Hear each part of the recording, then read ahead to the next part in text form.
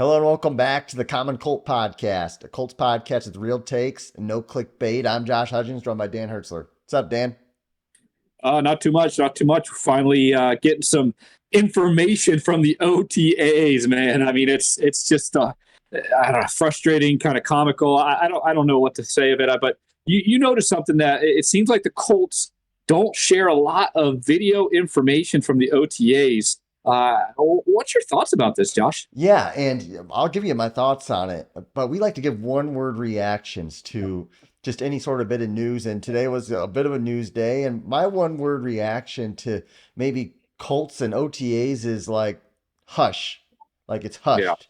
Um, yeah, I went on the Colts Facebook and Twitter page and they had a 30-second highlight clip. They're like, oh, 30 highlights. And then none of it was Anthony Richardson completing passes. The first 7 seconds were guys walking and then a few Gardner Minshew passes. And I'm like, yeah, what is going on here? It's like the Navy SEAL Team 6 or something. Like, it yeah, was interesting when you compare that to other teams who really are marketing their players and really driving the excitement. Maybe it's the new Shane Steichen regime and trying to keep things bottled up, which look, at the end of the day, being secretive isn't a bad thing necessarily. It's just maybe not what I was expecting. I was maybe expecting the Colts marketing team to ride the wave and put out a lot of Anthony Richardson yeah. content. Yeah, to me, my one word is it's dumb. It's just dumb. Like we live in 2023, and we are a social media kind of marketing type industry, and for the Colts not to do that, I don't think it gains any competitive advantage. It's not like hey, a 30-second, 1 minute video clip after each day. You're talking about 3 days of OTA, and you finally get one video at the very end of them. I just don't get the purpose of it. I don't get the reason behind it. I think it's dumb. I think the Colts, like you said, we've got a young, exciting team. I've talked to other fan bases, and they're always like, "Hey, Colts look exciting. Colts Anthony Richardson. Colts got some talent. Like, there's some stuff here that we can really market, and Yeah. and the Colts don't take advantage of it. And it just kind of drives me insane. It just seems like a dumb concept that they don't take advantage of it. It is pretty lame. Obviously, last week was the first real week Yeah, of OTAs, and media is allowed for one day, and the media was allowed one day this week. But the Colts media team is there, and I don't think that, from what I understand, the third party media, just people who report on the practices, yeah, are allowed to record clips of 7-on-7s or 11-on-11s, but they are allowed to do video footage of like drills. So yeah, there's kind of a video surfacing of Richardson rolling out and putting it in a bullseye, and then you yeah, compare that to a Will Levis video that recently leaked of him kind of freaking airmailing one. So from that perspective, I guess I'm feeling good about some of that stuff. yeah, But maybe getting into the practices a little bit. yeah. From what I read, first of all, Richardson last week was splitting reps with the ones. Yep. Today, now we don't know about the closed door stuff, but today it was all with the number twos. Are you reading into that at all? No, no, not at all. To me, it's hey, first OTAs. Let's see what this kid can do. Throw him right in there. Now they actually might start implementing some of Shane Steichen's stuff. And to your point there, I do really get why the whole thing's not videotaped. And I'm not promoting like the whole thing needs to be Yeah. videotaped. Practice needs to be secret. I get that part of it. And this might be brand new Shane Steichen stuff, which Gardner Minshew already has the head start on that. He's Yeah. played in his system. He knows some of this stuff. So it just makes absolute perfect sense that he should be the one running with the first team, getting them used to it. We might see a little bit even more in that in mini camp, even preseason. Don't think that means he's not going to start. I think him starting week one is 100% still on the table. Yeah, and me too, honestly, me too. And going again, he's competing with Gardner Minshew. I mean, he's not. Yeah. It's Gardner Minshew. So Which we like Gardner. We're not making fun of yeah, Gardner Minshew. We like him. We thought it was a really good it was a signing. good That's signing. exactly who the Colts need. But we're just being realistic. It's Gardner It's Minshew, Gardner and Minshew. the competition isn't that great. Minshew today in 11-on-11s went 4 for 7 with the starters. No touchdowns, no picks. Richardson went 7 of 9, no touchdowns or picks. But from what I understand, 7-on-7s, which football's played 11-on-11, right? So the same flag football, but Richardson went 2 of 5, and they say he threw a few errant passes, wasn't looking too crisp. Again, OTAs. I'm not gonna if they post a video of him throwing a 70-yard touchdown, I'm not gonna overreact. If I read he goes 2 of 5, I'm not gonna overreact. The truth is, it's OTAs. He doesn't even know the playbook all the way yet. Do you make anything of stuff like that? Nope. We knew he had accuracy issues. We knew he's got some mechanics he's got to work on. He's a young player, 21. To me, he's the definition of a gamer, where he's going to be the guy that just in the midst of it, he's going to make the right decision. They talk about his pocket presence, obviously his legs. He's got other things that are going to shine in these kind of drills. It's kind of those practice players. I mean, you heard that term before. Hey, they look really good in practice. They look really good when no one's rushing them. They look really good in shorts and a t-shirt. I don't think he's going to get there yet. That's going to take some time. To me, that's a nothing burger. To me, it's just the fact, hey, no one got hurt. He's got a live arm. They're impressed by some things. Those are all the things I'm excited to hear. This other stuff, it's just going to take time. Yeah, I think what makes Anthony Richardson great, and as a Colts fan, I'll compare it to a legend here, and I'm not saying they should be mentioned in the same breath, but I'm going to.